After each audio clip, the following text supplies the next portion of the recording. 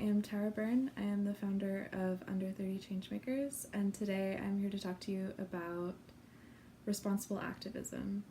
So you may have heard about activism from a friend or from maybe a colleague. Activism is when we see things around us that can be changed, whether it's in our government, politics, environment, education systems.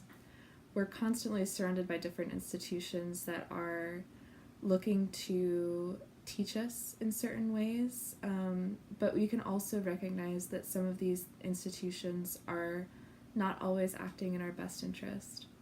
So activism and whistleblowing is a means of shedding light and truth on injustice and acts of violence, perhaps, where we hope that people are acting in our best interest, but perhaps they are not. So I'm here to share a few tips on reaching allies, a few ideas on where to start if you're thinking of becoming an activist, and then also things to think about as you're starting this journey as an activist at a very young age.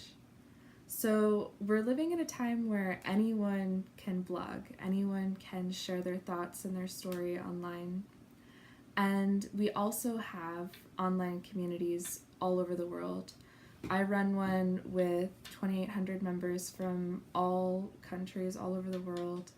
And you could possibly join Under 30 Changemakers. There's the global youth networks, global shapers.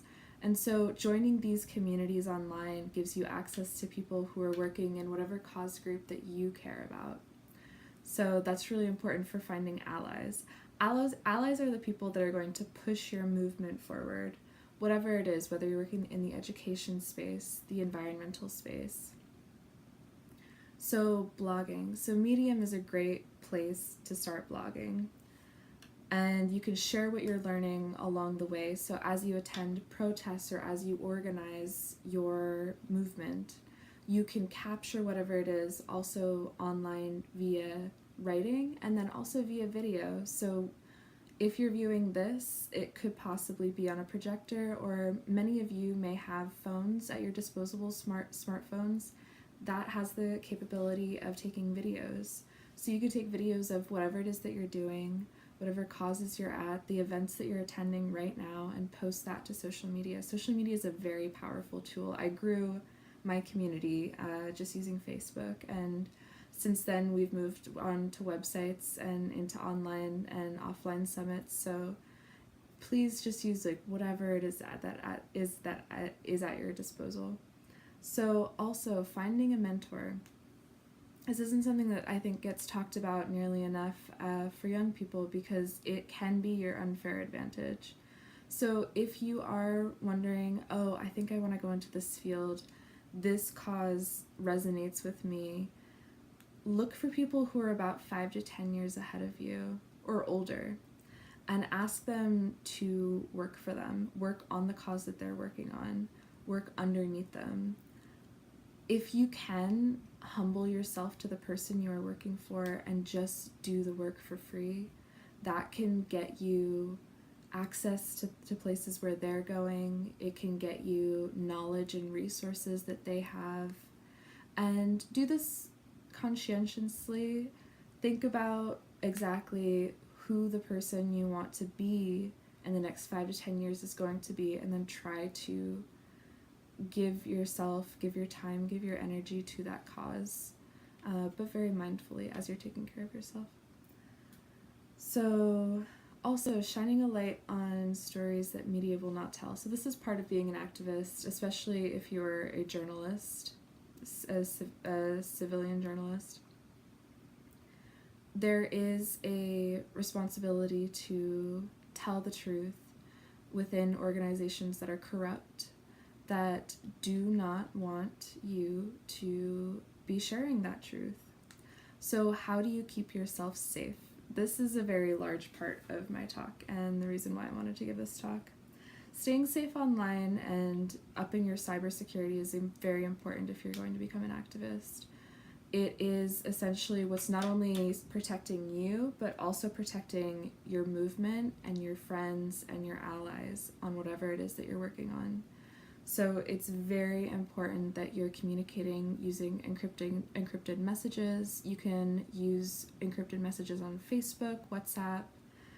There is Signal online, it's an app. For team collaboration, you can use Semaphore, and that is all encrypted. It's very similar to a Slack channel. Before attending a protest, be conscious of the phones that you're using. So if you want to disable or take off Facebook or Twitter or any of your social media accounts and log out, you cannot be forced to log back into it. You can disable your fingerprint login, and you can take off all cloud-based services like Dropbox, Google Drive, things like that. And do not open emails where you do not recognize the recipient. So this is called phishing scams, or phishing, phishing in general. And so do not open files and links that you do not recognize, that at all seem unfamiliar. Phishing often uses .exe files, so definitely don't open those because they will install malware on your computer and you can become device hacked. So there's a saying within this that says everyone needs to be protected within their networks because otherwise anyone can go down and everyone will go down. So if you are at risk with your cybersecurity, that means that your friends are also at risk. So I do think being mindful of everything you post online, if it's not in an encrypted message, is worth doing. I think we leave a digital footprint that we're not always aware of. It can really, anything you post anytime can be copied and shared, and even if you delete it afterwards, once you've shared it, someone can take a screenshot of that or someone can send that out. So be mindful of that. If you're starting your activist journey, there are a few resources that I would recommend. There is Gene Sharp, From Dictatorship to Democracy.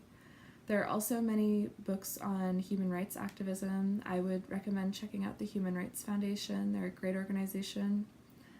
And just be mindful. Be aware that you are also not the only one becoming an activist. As you become an activist, you are becoming part of an entire movement. So be aware that whatever you do affects so many other people who are also working beside you. Thank you so much for having me, and I hope everyone is having a very wonderful conference.